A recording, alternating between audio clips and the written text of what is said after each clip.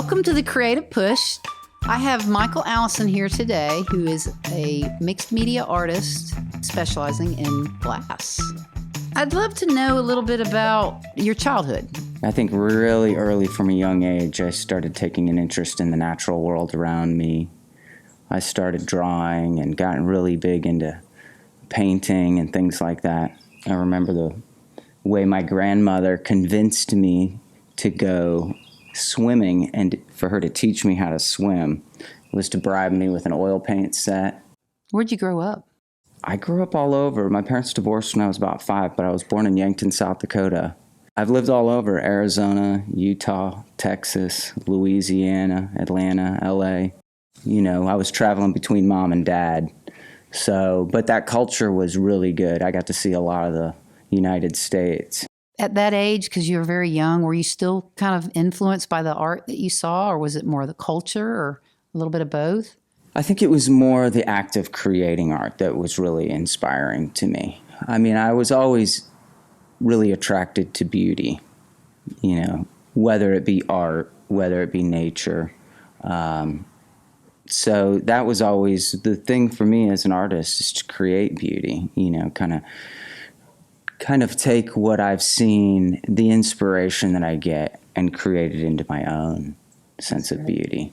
I'm curious about growing up as a child and moving so much. Did you use your art as a way to kind of express your feelings? Absolutely. I definitely think that art for me was a way to go inward and deal with my own emotions. Because it had to be hard to have friends if you're moving so much. Oh, yeah, friends and divorced parents and stepfathers. So there was a lot of stuff going on. So that was, I think I found joy in that and submersed myself into that instead of everything else going on around me.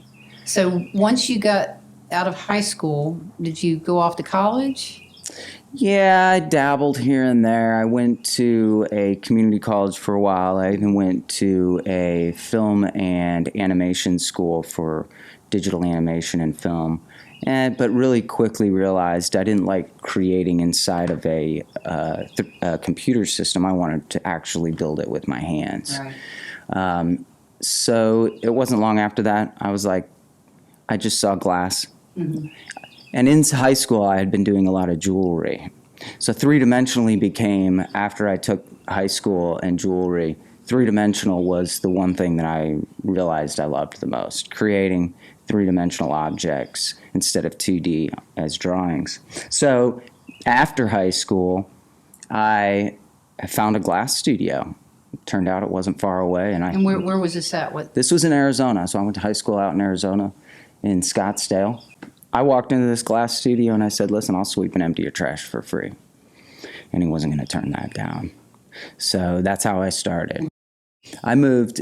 I had the opportunity to live with my dad for a little bit to get started out in Atlanta. So moved to Atlanta, immediately found the glass studio there. Same thing. I'll sweep and empty your trash for free. And it's not long after that where they're like, hey, can you do this for me? Can you grab this for me? Can you get that for me? And still, he couldn't pay me, though. And so I worked at a bronze foundry for a friend of his, Jack Ward Sculptural Arts. And I was his only employee for about 4 years making large-scale bronze, which that whole process was also really fascinating to me. Here I was playing with fire in a different form, melting bronze and making molds. And so that whole process of the mold making transfers over into a lot of different mediums, you know, so that was also stuff that I was really fascinated with. So I was getting paid at that particular time in my life. I do remember my brain exploding with knowledge, thinking, oh my gosh, I don't know if I can take in and remember all of this information I'm learning at this time, because it was so valuable at that particular time in my life. And then it wasn't long after I started working for Matt at the glass studio, Janky Glass Studio down in Atlanta, and teaching classes for him and assisting him, and then began renting the studio from him and creating my own work.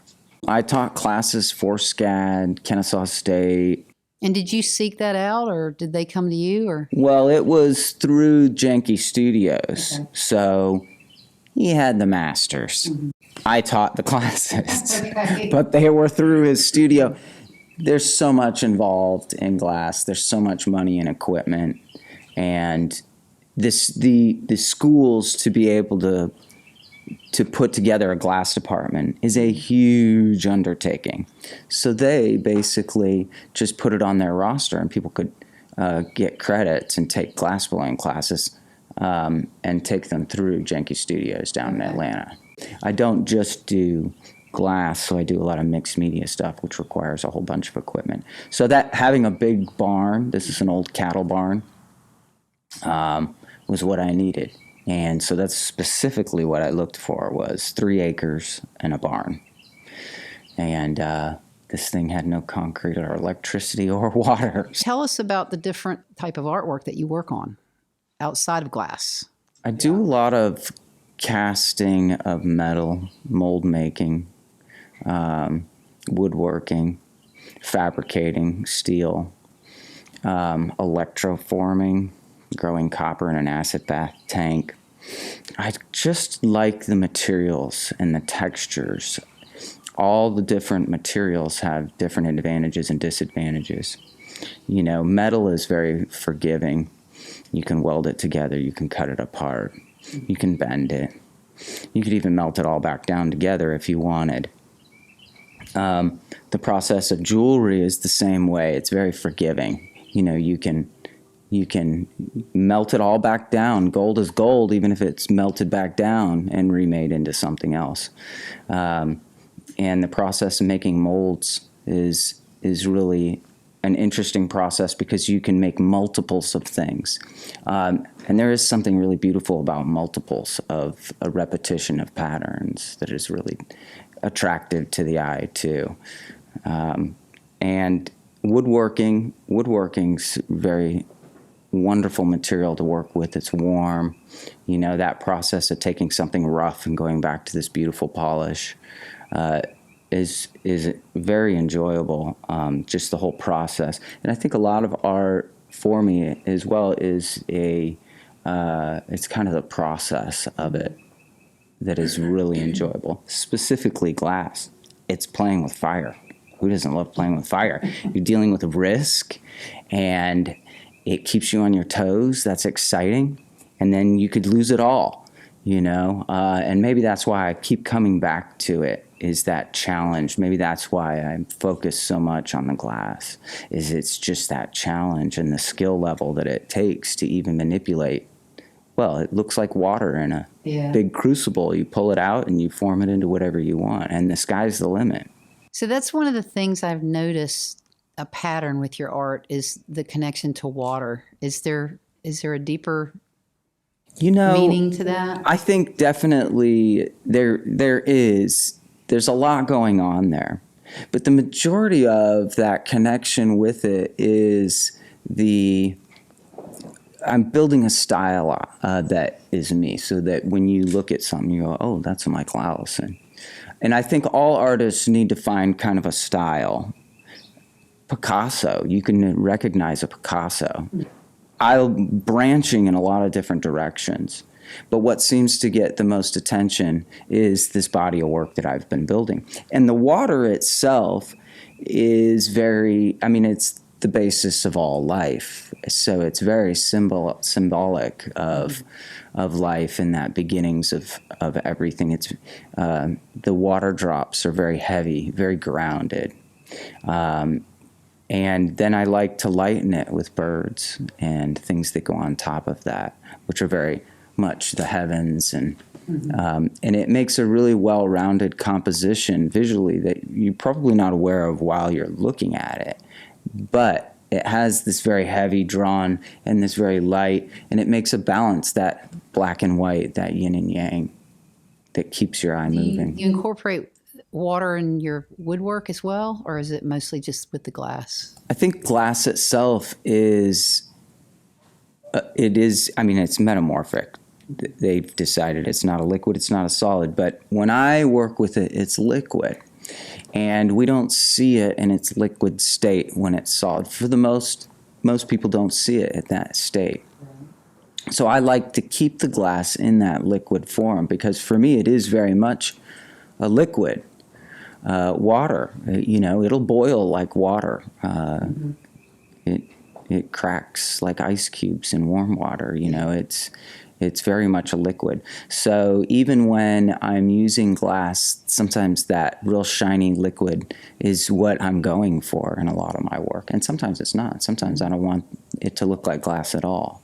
But that's the great thing about glass. It can look like a lot of different things. What's your biggest failure? I can't say that I ever really look at anything as the biggest failure, because I just have to keep going or that'll just defeat you. Mm-hmm. So I always, no matter what, am always trying to find that positive in that negative. So it can be the worst thing in the world, and I'm going to be bummed for a few days, but I'm always looking for that silver lining at it so that I can justify everything that went up to that point leading into it and move forward with it in a positive way and feel good about it. Who are your artistic influences? I never went to school for art or art history. That may be one of those things I wish I had known different. I would love to know more. I loved Salvador Dali's work, that really out there, out of the box. I like things that are very unusual, that attract me. As far as like glass really became my focus, really loved it, a passion, and then I've kind of come back and done back to, more of the metals and woodworking, some of my past. But so really a lot of the influences are glass makers. And I mean, it definitely was Dale Chihuly on TV that I just saw glass, and he likes to keep his work in the solid state, very liquid. Like that to me was beautiful. And after just seeing glass being created on TV, that was what I wanted to do. There's been some really amazing glass blowers out there. One in particular is William Morris. He's retired now, but he kind of innovated the glass world by bringing in sculpting tools and sculpting the glass and creating the glass in a totally different way than I had ever seen. And up until that point, it was a lot of just symmetrical shapes, the sculpting side of it, trying to create whatever, a rabbit head or birds or any of this stuff. For me, was so far out there, one, for my skill level at that time, and also just how. And Billy Morris worked with Ross Richmond, who I studied under, Karen Willenbrink Johnson. These are all really well-known glass artists. And they're still thriving today besides Billy Morris. He retired. And probably will come back at it, I think. I think he's just selling off all the work that he already's been saving for so long. He's like, oh, I'm going to take a break, and then you really want my work. Tell us about your technique. Yeah, I think there's a lot of little techniques and tricks and things. But as far as the process of coming up with a piece, that technique is all up in my head. And a lot of times, whatever I see in my head, I know exactly, worked down to the nuts and bolts of how it's going to go together. A lot of the work happens for me in my mind. If I think of something, if I don't put it down, it could be lost forever. And ideas are a dime a dozen. There's hundreds of ideas. My sketchbook's full of ideas. It comes down to, what idea do I really want to make? What do I think would be the best? And even then, going back through that sketchbook, I'm like, oh, I really like that. I didn't see that before. I just jotted it down, and, going back through it, I may want to revisit that and go to that idea and attempt that. What is creativity to you? I think it's playing. I think for the most part, it's being free enough to play and to not be so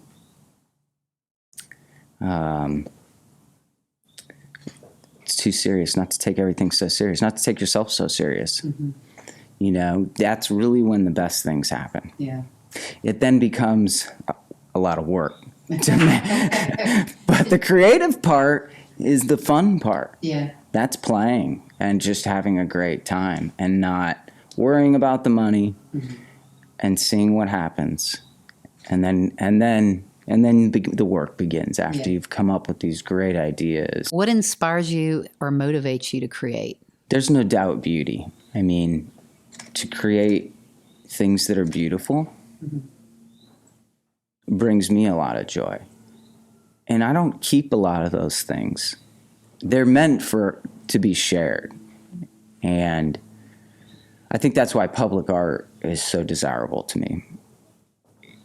It is for not people that are rich. It goes in libraries and, you know, you can go to museums. Of course, a lot of times those are paid for, but just in the parks. And as far as the city's concerned, they want to make sure it's durable, not going to need a lot of maintenance. You know, they have their idea of what they would like their public art to be. Yeah. And the bidding process is tough just because there's only so many projects out there. Right. So you're dealing with a lot of competition. What's your biggest struggle with what you do? My biggest struggle is, at this point, it used to be money, just because it requires so much for glass, energy, gas. I struggle with an employee, being able to pay an employee and have somebody help with the process, because I do so much, I can't do it all. And kids and all of that. And what would the typical job be for someone assisting you? That's the hard part. It would be everything and anything. So they have to understand the process of glass blowing to a certain degree. It may not even be glass. I might just need someone to help me mow the yard because I need to blow glass. Right. Okay, so it's across the board, all sorts of stuff. It could be just cold working, grinding, cutting glass. So what do you see in your future? Lots more beautiful art, hopefully until I get so old that I can't, because I know that my body will eventually start to, but I'll still be creating whatever that is. It won't be glass. Right. Glass is very physical. I think I'm probably right there in my prime with glass, and then things start to go downhill as your body starts to ache and your eyes go. But what is the hardest part about working with glass physically? The energy involved is very focused. If you're not focused for 1 second, it's a floor model. It's broken in a million pieces and you've just lost hundreds of dollars. Whether or not you've got a bunch of guys in the studio working with you, because that's like getting the band together. A lot of times you can't do a lot of the difficult stuff that you really want to do unless you have assistants. And those assistants, you're only as good as your assistant. So ideally, at least 3 years. It takes about 3 years till you suck at glass. So at least 3 years in, and a lot of things are just fixing. I'm just taking what I can and fixing it. It's just exhausting. You're dealing with a lot of heat. It's very physical in the sense that you're doing a lot of walking, a lot of stuff with your upper body, carrying the weight of the glass, turning that pipe while it's hot. And where do you get your supplies to do the work? I mean, there's really only a couple places. So you have to mail order, I guess, and have them delivered? Yeah, the colors are made. I think there's only 3 color companies now. You know, they keep going out of business, or the glass that's being produced goes out of business, and then you end up with a new recipe. Glass is formulated differently for different purposes. It's the reason they make you recycle all your glass in different containers, because they don't fit. Right. So when they go and you have to switch up to a new formula of clear glass, we start with clear and we add our color. That can throw everything off. Your colors, there might be certain colors that don't fit. You don't know until it cracks your piece There are some tests you can do, but there are hundreds of colors. So, and then the consistency of that glass changes as well. So the different recipes have different consistencies, different, some are stiffer, some are squishier, some cool off quicker, and everything about glass is timing. And at any point while you're working the glass, if it falls below 1,000 degrees, it cracks. So the whole time I'm working the glass, it's staying above 1,000 degrees. The crazy thing is the thick glass is going to hold the heat really well, and the thin are going to cool rapidly. So this is just this internal clock going that's telling me these certain things that is only comes with experience. Wow. And then each different recipe is going to change that some. Tell me about your workflow as an artist. I know this is one of those places where some artists really struggle with. Do you have a regiment, a daily way that you work? How do you plan out your week? How does that work with you and your art? Yeah. I think that partly goes back to the creative part. I try to just play. Yeah. I just want to play. It is a lot day to day. Obviously, I have a calendar. I use my calendar and I schedule things. I have people that either want custom orders, that need things, classes. But when I don't have those things that are on my calendar, it is sometimes difficult. The weather can dictate our moods, at least my mood, and how I'm feeling about the day and how I'm going to go about my day. I definitely avoid stress at all costs. Mm-hmm. Stress I do not like at all. Mm-hmm. So for the most part, I try to avoid it altogether. So I don't take things too seriously. And I just try to keep going, no matter what it is. It doesn't matter what I'm doing, as long as I'm progressing. So I just continue, and I do whatever at that moment, when I have nothing else going on, of course, what I want to do, but as long as it's getting something accomplished and getting things done.